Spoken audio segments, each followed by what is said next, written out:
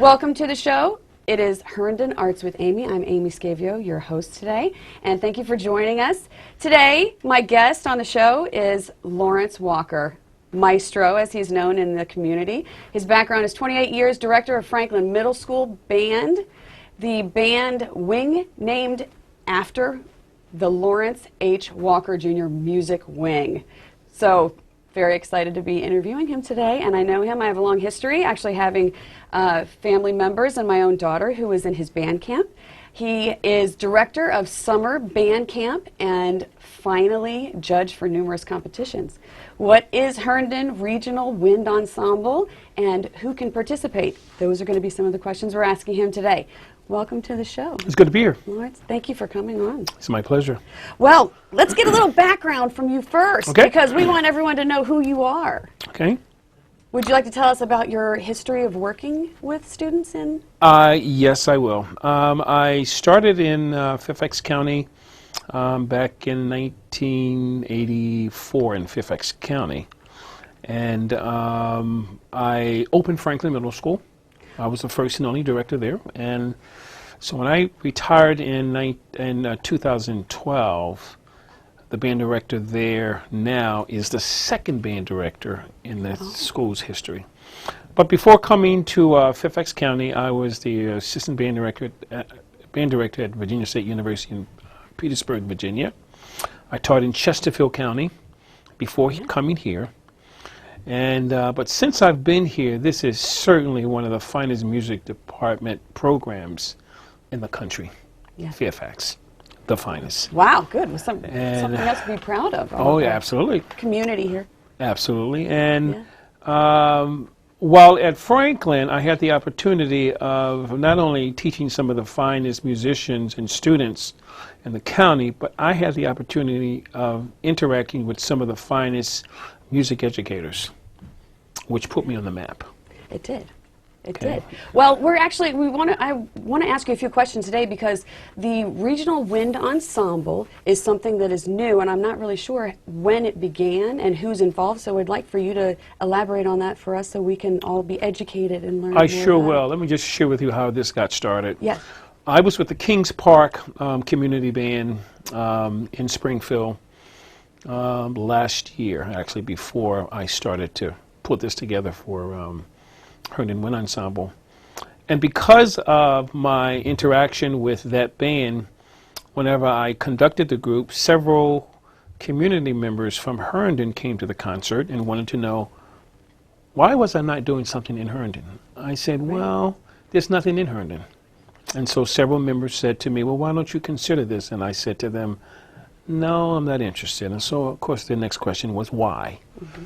And I said, well, anything new is hard. Yeah. There's nothing here. And the band director of the Kings Park Band was Rich Bergman, who was the former band director at Herndon High School. Mm-hmm. He asked me to assist him, and I said, sure. So I kept getting knocks on the door about people wanting me to consider doing this for the Herndon community, and I spoke with a friend of mine, Laura Radioff. And Laura is the owner of the Music Loft. Yes. I said, Laura, I have something I want to share with you. She said, what is that? She said, what is it? I said, well, I would like to consider planting a seed for an ensemble for the Herndon community. She said, well, guess what? I said, what? She said, I'm on the board of the Council of the Arts. I said, what does that mean? She said, I can plant this seed and I'll see if they have an interest. She came back to me the next day and she said, Lawrence, they love it. I said, okay, show me direction, give me some guidance. Mm-hmm. That's how we got started. Where the band is now, I was not sure I would be where the band is now when I first took this opportunity. The first rehearsal we had, which was in October, I think, we had about 20 people. I was shocked. Wow, that's a big turnout. I was at least hoping for one. Wow. At least one. As long as one shows up. One shows up new. No one has ever heard this. Yes. And it has grown rapidly. Since that first rehearsal, I have about 49 musicians. The musicians stem from a few high school students, college students. Most of them are adults from the professional workforce. Yeah. I have 5 of my former students' parents in that band. And I have several students from my camp, Franklin Band and Orchestra camp, several, not students, but faculty members. And once we perform, I have the opportunity of pulling in some of my friends from the United States Army Band, Marine Band. Wow. So they perform in that as well. Oh, how exciting. And it has given me a wonderful opportunity to weigh into my friends Yeah. and former students. I have former students that are in college from Franklin that are in college now. They're with the band as well. And they came, oh, that's, Okay, and it's that been is just a wonderful thing, and how many people are involved in this, and it's not just that it's your students, that it's, you know, such an outreach to the community and also from their Absolutely. history and bringing in those friends. Well, we're all excited. I want to come and see you perform now. So where can we see you? Well, August 1st, we're performing for the 4-H Fair and Carnival. Oh. And that starts, I think, around 4 o'clock. Okay. It's online. Now, we're not going to have the entire group because most of our musicians are vacationing. Okay. And it'll be outside? It's going to be an outside event? It will be not only outside, but it will be on their stage trailer.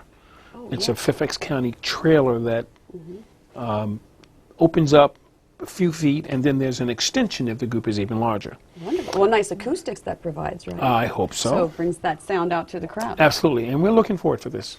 We're looking Wonderful. forward to this. Well, if we can find out a little bit more about, if our viewers want to go online and learn more about the Herndon Regional Wind Ensemble, where would they go and what website? They can go to the email of Herndon Regional Wind Ensemble at gmail.com. Okay.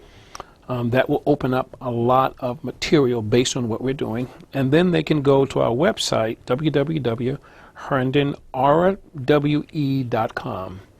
And that will give them a foundation of where we are, what we're doing. I think there are even some wonderful shots of our last concert in April. Fantastic. And they can also utilize my personal email. Really? Yes. Okay. Which is www. Yes. .walkerjr68 at yahoo.com. Fantastic. So you're opening up for, are people allowed to Yes. participate, or if they want to join the ensemble, the wind ensemble? Is that still an Let me share opening this for with that? you. There are no auditions necessary. Okay. We have musicians, as I said before, that are have played before, Great. played in high school, played in college. Many of your musicians that have played in college discontinued either because of the workforce Right. or because they're raising families. Now as Responsibilities. Absolutely. That life gets in the way sometimes when you want to, you know, Absolutely. have fun. Absolutely. They have their instruments, and when you tap into what I call hidden talents, Yes. you have this opportunity of bringing out this boom, this music background that they've once had, and many times they try to put it to test by participating in an opportunity like this. Thank you for sharing your gift My pleasure. and bringing out those gifts within all of the other My pleasure. participants that are there. I want to ask you one question. Mm-hmm. Is there any particular piece that you have that's one of your favorites, or that maybe if someone comes out to see the Herndon Regional We're Wind doing Ensemble? the military arrangement of America the Beautiful by Ward, and you'll hear your military bands performing this. That's one of the standard selections for the President of the United States. Yeah. America the Beautiful is actually gorgeous. And then we have a selection by James Swearingen called Valor. And what James Swearingen did, he wrote this selection based on 9/11. Oh, my. And so when you hear this, you have the opportunity of hearing many details of the crash. Yeah. And then he based his foundation on "It Is Well With My Soul," and "It Is Well With My Soul" is based on Horatio Spafford, who lost his daughters at sea, and when he tried to find the location of where those daughters were, where the ship had gone down, he wrote "It Is Well With My Soul," and James Swearingen based that particular selection on that song. Beautiful. That is Quite very moving. beautiful, quite moving, emotional. Quite song. moving. Talk Yep. about Yes. well, I want to thank you so much for joining us. It's my pleasure. Joining me today on my first show. Thank you very much. I'm very excited to be here. I can't believe I'm here, but I wouldn't want to be here with anyone else but you. Oh, thank you. You're so kind. Thank you so much, and please check out the website if you'd like to learn more about Lawrence Walker's Herndon Regional Wind Ensemble, and go online, and you'll see it here across the screen. And thank you for joining us today, and I'll see you around town.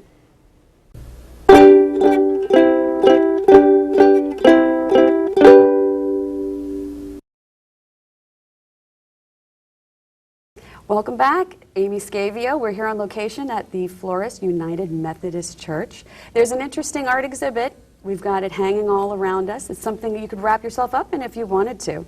My next guest is Vicki Pignatelli, and she is here to tell us a little bit about what we're looking at all around us here hanging on the walls. Welcome, Vicki. Thank you, Amy. We are here at the Sacred Threads, and what we have is 310 quilts. This is under the direction of Lisa Ellis. It is a quilt exhibit that I did found in 1999, and Lisa is continuing it here in Herndon, Virginia. And these quilts are a little different in that we look at the emotional impact of these pieces of art. Rather than workmanship and the art aspect, what we focus on is the emotional aspect, the love and the feelings in the spirit that our artists put into the work. The works, I've been looking around today with my family. We came in, and it's just, it's breathtaking. Everything is so beautiful, and the emotional aspects of these pieces is really a huge impact. Let me ask you a question. When you started this and you founded it, how did this particular exhibit come to be, and how it's lasted throughout the years? It is a very powerful exhibit, and how it came to be is a story unto itself. That is one of the most important things about this exhibit, is that these quilts all have stories, and that is the emotional part of it. And this exhibit exists because of the quilt behind us. This is my creation of the sun and stars. The inspiration for this quilt, the yellow ribbons, are the hands of the Creator coming from all parts of the universe, or the quilt, and forming the sun. And as the sun is spinning and being born, it's throwing off fire, and the fire is turning into dancing, joyful stars. And of all the works that I've ever done, this is my favorite quilt. And what I had done is, in that time frame, 1999, I was entering a lot of competitions, quilt competitions, and I entered this in the largest quilt show in the United States. And I had been a winner in one of the previous shows, but when I got this quilt back, it was kind of a shock. I had sent this away to the quilt show, and in the meantime, I was teaching for some ladies who wrote a book called Sacred Threads, Barb Davis and Susan Towner Larson.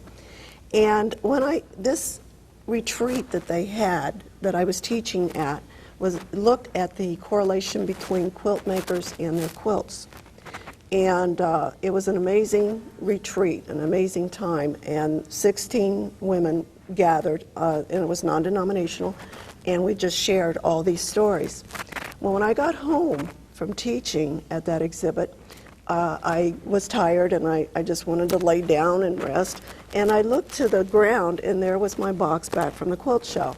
So I thought, I'm going to peek in and make sure that my quilt, my baby, was all right. And I opened it, and the first thing I saw was the judge's statement.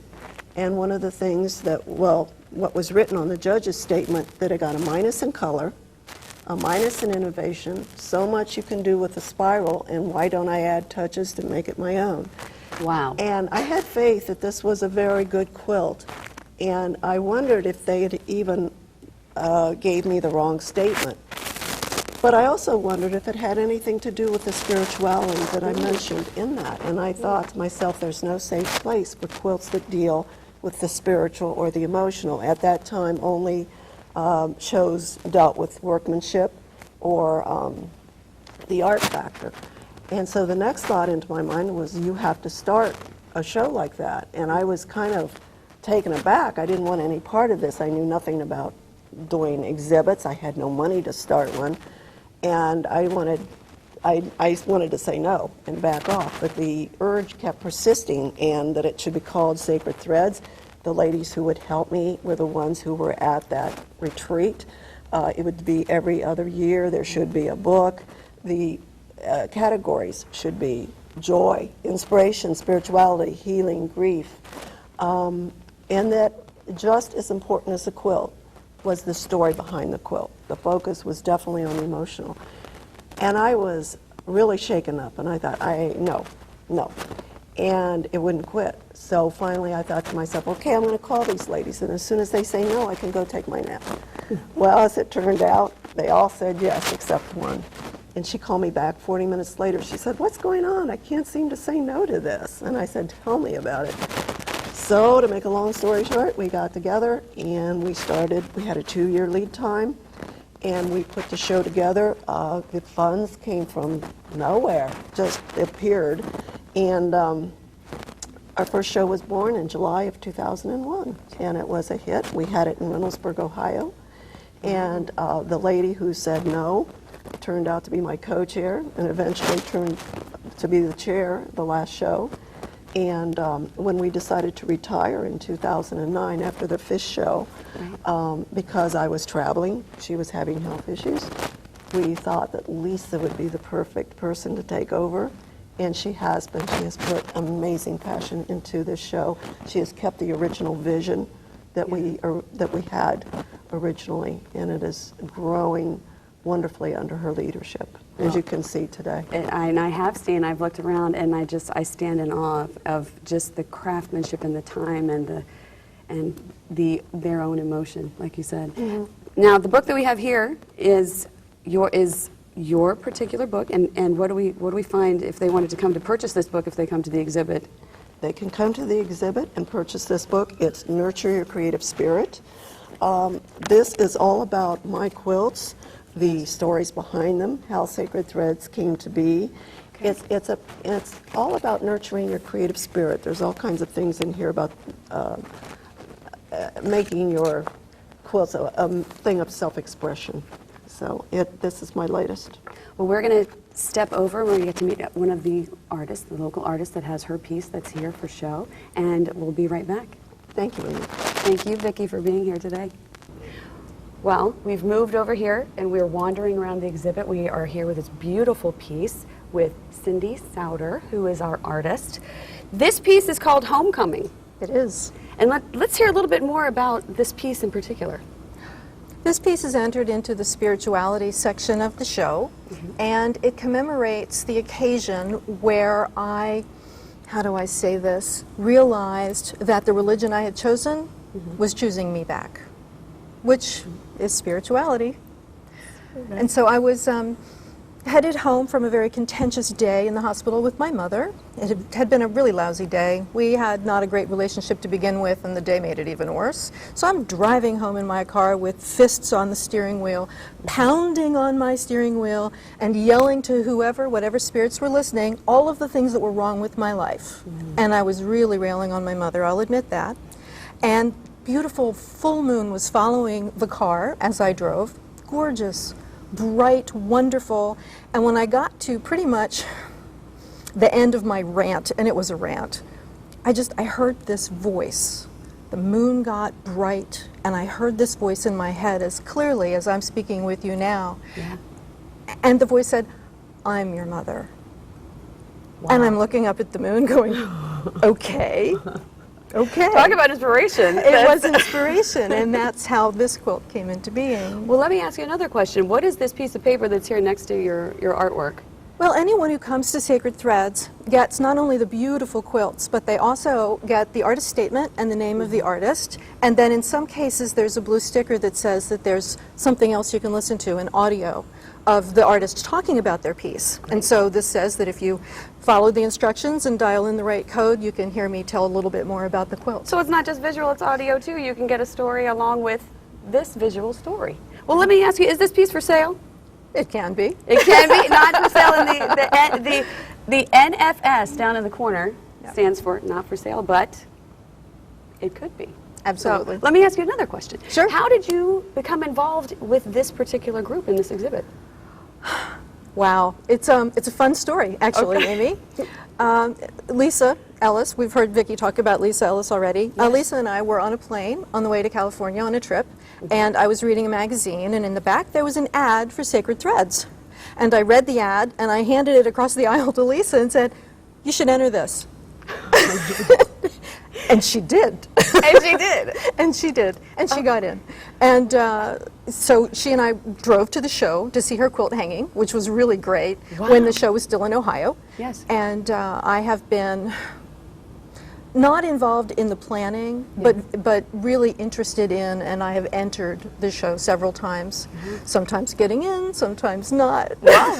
But that's what shows are about. That's right. That's Absolutely. right. Take a chance. Yeah, yeah. Exactly, and you did, and it's beautiful. And Thank then we you. get to all experience it and enjoy your work too. Thank you. Well, thank you so much for coming on the show today. It's my pleasure, Amy. All right, well, we look forward to seeing more of your pieces.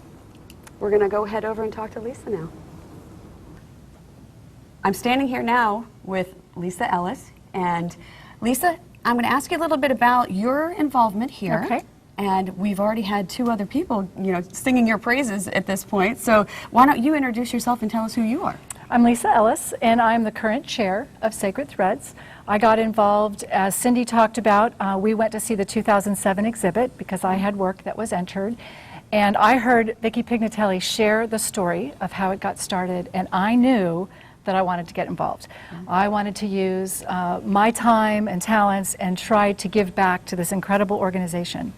And so I emailed her and said, I'm a techie person, and if you could use some help with the website or any kind of tech support, I'm here and I would love to get involved. I'd love to help.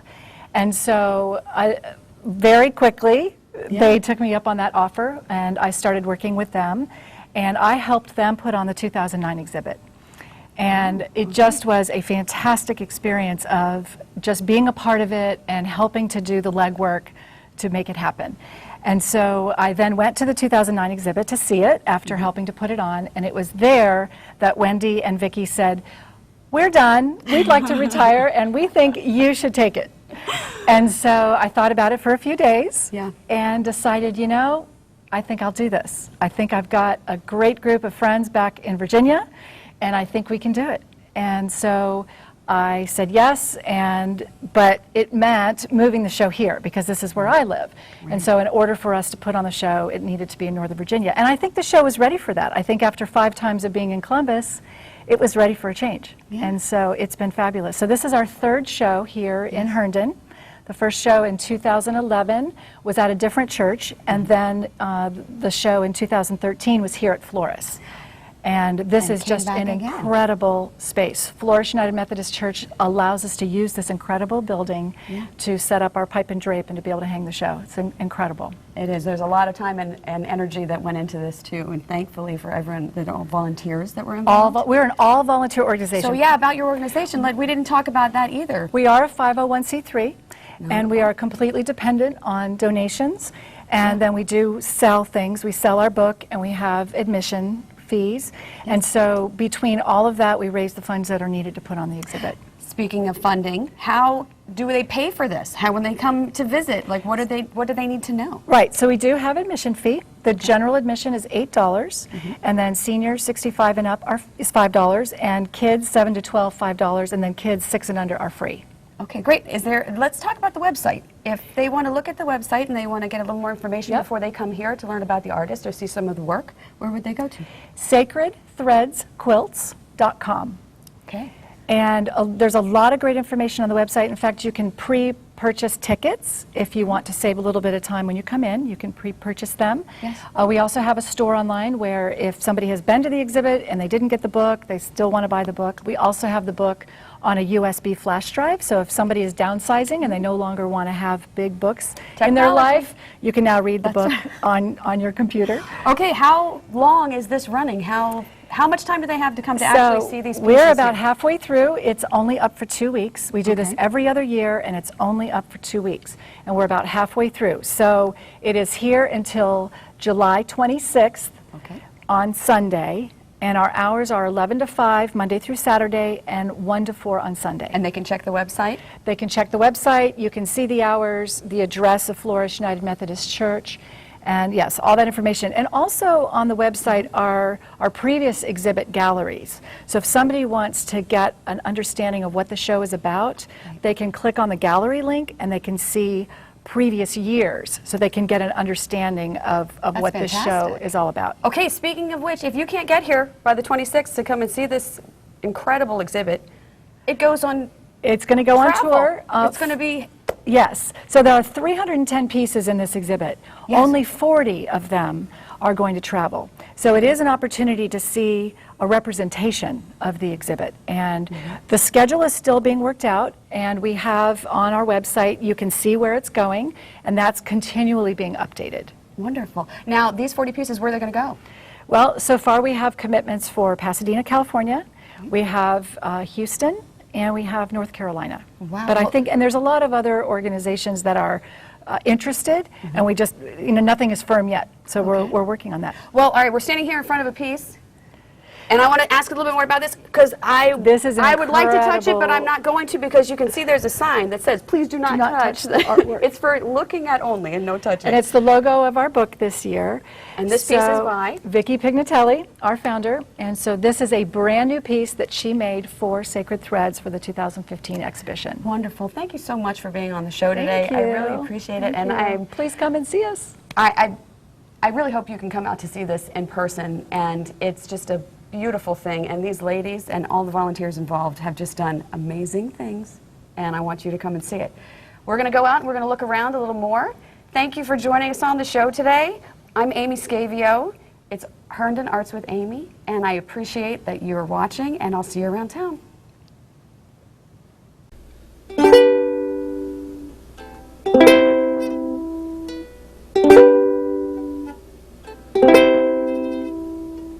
Welcome back.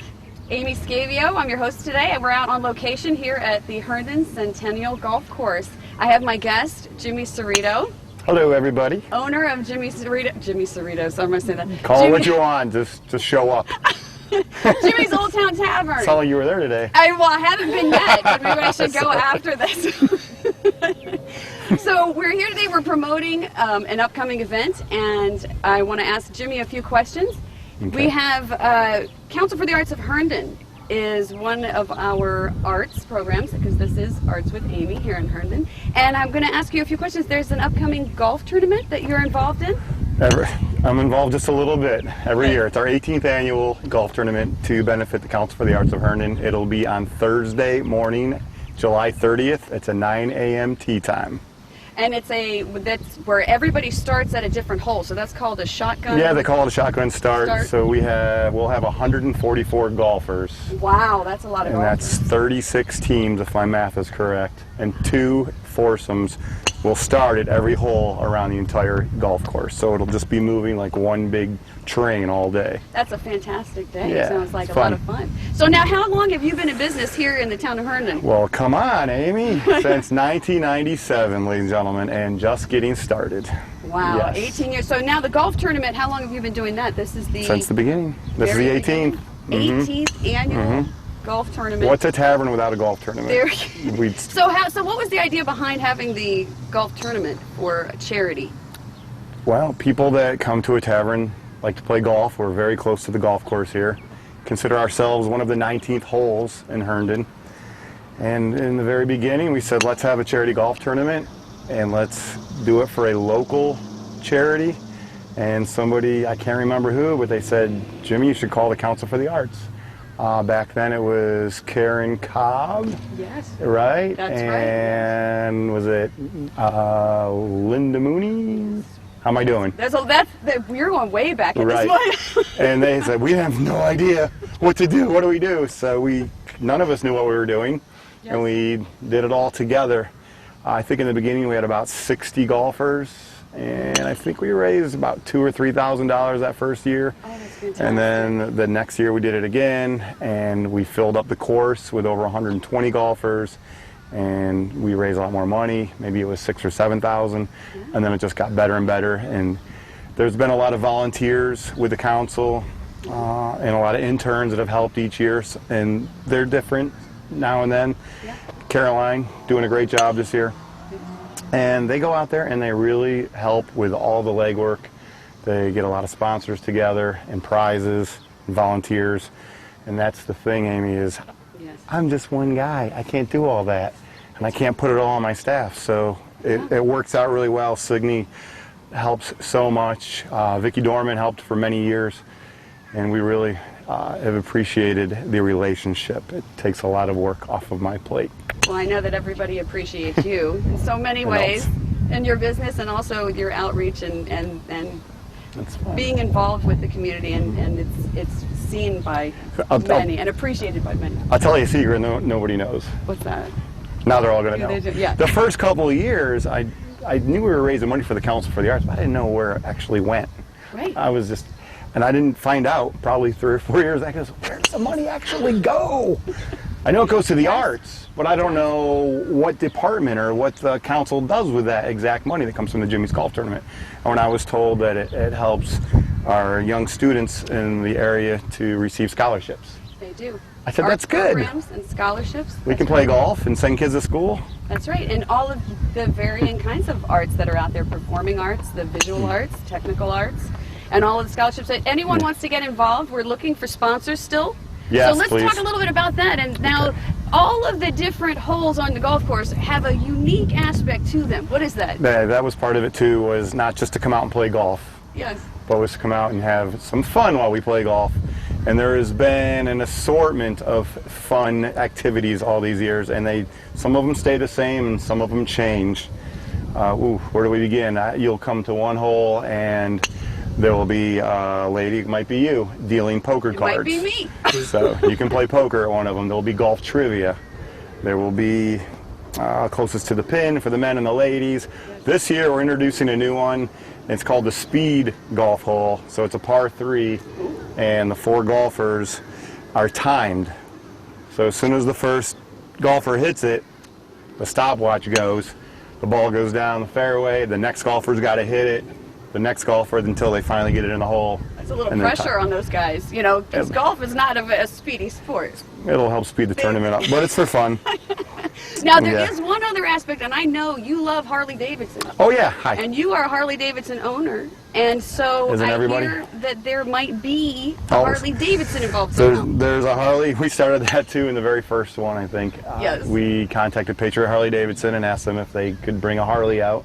We get insurance on that. So if somebody wins somebody gets a hole-in-one on hole number 5 from 173 yards, they will win a Harley Davidson from Wow. Patriot Harley Davidson. Wow. And that's there's amazing. also a Subaru from our very own Stolman Subaru right here in downtown Herndon. And that's hole 7. You can drive away that day. Wow, okay, so if you want more information Mm-hmm. to become a sponsor for this golf tournament that is July 30th, Only $100 to get a whole sponsor, and we will sponsor the entire course 10 times if we have to. We want everybody to be part of it. So if you got $100 and you want to promote your business, or if you're just friends sitting around and you want to throw in 25 each and have your names on a sign, we want you to be part of this, please. and you can find out more by Yeah. going to HerndonArts.org. That's HerndonArts.org, and the information will be there. You can just click on events, and it will say golf tournament, and please go there and check it out. Anything you'd like to add about your business, Jimmy's Old Town Tavern? Anything going on there that's new? Don't give up. We are going to expand. The Buffalo Wing expansion project is happening. It's just taking a little longer than we had all hoped, but it's happening. So thank you for your support. All right, well, check back in and All right. keep updated on that too. I want to thank Jimmy for being on the show today. Thank you. And we have a little wager between the two of us. We're going to putt it out here at the end and see who's gonna be buying. Is that closest to the hole, or whoever gets it in the hole sinks it? We'll say closest, because I don't think either of us can make this long 3-foot putt. So I will tend the flag, and the loser buys the winner a beer at JJ's Deli. JJ's, okay. Good luck. Thank you. Come on, get it in there. Come on. Oh, my long No hair pressure. all over the place. No pressure. This is, Aim for this circle right here. got it. All right. Okay. Let's see how I do. You're aiming way over here, but you got it. Oh, Wait a minute. Wait a minute. I'll 10-pin for you. Mm-hmm. Could be a tie. See. Could be a tie. See, we got better. There All it right. Even trade. Even trade. Good. Cheers. Thank you all for watching today, and we'll see you back in. I will see you back in the studio. Well, I hope you enjoyed our show today. There has been an evolution in the arts in the town of Herndon, and we're really excited to showcase all of those arts for you here on the show. I want to thank my guest today, Maestro Lawrence Walker, the director of the Herndon Wind Ensemble, and a big thanks to Jimmy Cerrito, the owner of Jimmy's Old Town Tavern, for appearing here with us out on location there at the Herndon Centennial Golf Course. Really exciting events coming up. I hope that you enjoyed our show again, and you look for me around town. I'm your host, Amy Scavio.